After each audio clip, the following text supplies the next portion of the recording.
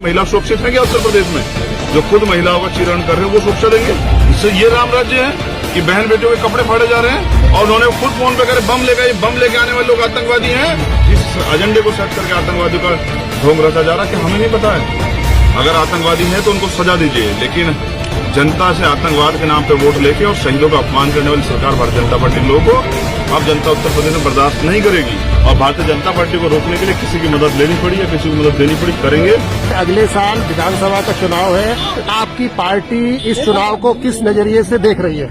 देखिए, उत्तर प्रदेश एक बड़ा सूबा और यहीं से जो है केंद्र का रास्ता भी जाता है। ये चुनाव महत्वपूर्ण। जिस तरह भाजपा भारतीय संविधान को खत्म करने के प्रयास में लगी और जिस तरह से वो सरकारी तंत्र हो, नौजवान हो, महिला हो, किसान हो, सबके विरोध में काम कर रही है, चाहे व्यापारी हो, तो इस चुनाव के मद्देनजर हम ये समझते हैं कि उत्तर प्रदेश में भाजपा को रोकना जरूरी है और इसके लिए हम तैयारी भी कर रहे हैं कि जो भारतीय जनता पार्टी की उत्तर प्रदेश की जनता बहुजन विरोधी जो नीति है या जन विरोधी जो नीति है उनको जनता के बीच में लेके जाएं और जनता के पटल पर रखें कि जनता फैसला करे कि ये सरकार जो मैं धन्यवाद देता हूं कि पिछड़े वर्ग के लोगों को मंत्री बनाया है, लेकिन क्या जनता नहीं समझ रही कि 4.5 साल उत्तर प्रदेश में क्या सा है?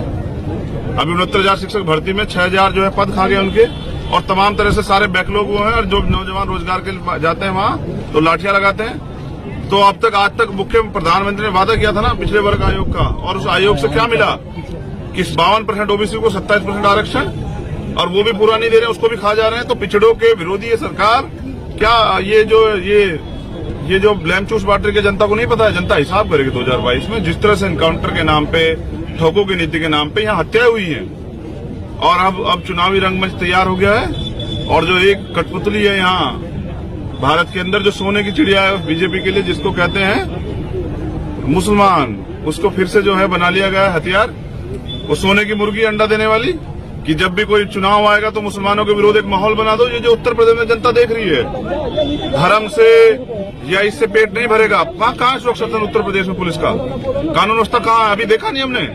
पंचायत अध्यक्ष के चुनाव में जिस तरह से बहन बेटियों के साथ चीरहरण हुआ, जिस तरह से पर्चे फाड़ दिए गए, पर्चे छीन ले गए, और ब्लॉक प्रमुखी में इससे ये राम राज्य है कि बहन बेटियों के कपड़े फाड़े जा रहे हैं और अधिकारी पीटे जा रहे हैं। इटावे के तो एसपी को चाटा मार दिया और उन्होंने खुद फोन पे करे बम लेके आने वाले लोग आतंकवादी हैं। या जिस एजेंडे को सेट करके आतंकवादियों का ढोंग रचा जा रहा है कि हमें नहीं पता है। अगर आतंकवादी है तो उनको सजा दीजिए, लेकिन जनता से आतंकवाद के नाम पे वोट लेके और शहीदों का अपमान करने वाली सरकार भारतीय जनता पार्टी के लोगों को अब जनता उत्तर प्रदेश में बर्दाश्त नहीं करेगी। हम जाएंगे उनके बीच में और जनता से पूछेंगे कि जब बिल्ली कुत्ते की जनगणना हो सकती है तो पिछड़ों की, दलितों की, आदिवासियों की जनगणना क्यों नहीं हो सकती है? मुसलमानों की जनगणना क्यों नहीं होती है? और जब उनकी जनगणना है तो उनकी नीतियां कैसे बनेंगी? मैं ये भी पूछना चाहता हूं कि प्रमोशन रिजर्वेशन सुप्रीम कोर्ट ने कहा कि देंगे। दलित और पिछड़ा विरोधी अगर ये लोग नहीं है तो प्रमोशन रिजर्वेशन क्यों नहीं दे रहे हैं? युवाओं को लाठी मारने के लिए युवाओं को रोजगार देना चाहिए। महिला सुरक्षित है क्या उत्तर प्रदेश में? जो खुद महिलाओं का चीरण कर रहे हैं वो सुरक्षा देंगे? इस निकम्मी सरकार को उखाड़ फेंकना होगा, तभी उत्तर प्रदेश सुरक्षित रहेगा। और ये साइकिल यात्रा का विद्रोह भी है। पेट्रोल के दाम, डीजल के दाम, बीजेपी के लोग तो विरोध करते थे, लेकिन आज अगर कोई विरोध करे तो मुकदमा लगाते राशु का। हम पे लगाओ ना राशु का। हम ना तो सरकार की राशु का डरते, ना मुकदमे डरते, ना लाठी से, ना गोली से। अपने प्रदेश को बचाने के लिए अपने लहू का एक कतरा जो है जुटा देंगे और जाएंगे गांव-गांव में। हमारे कार्यकर्ता घूम रहे हैं पूरे उत्तर प्रदेश में और हर घर में जाकर बताएंगे कि उत्तर प्रदेश 4.5 साल को क्या दिया है भाजपा की सरकार ने।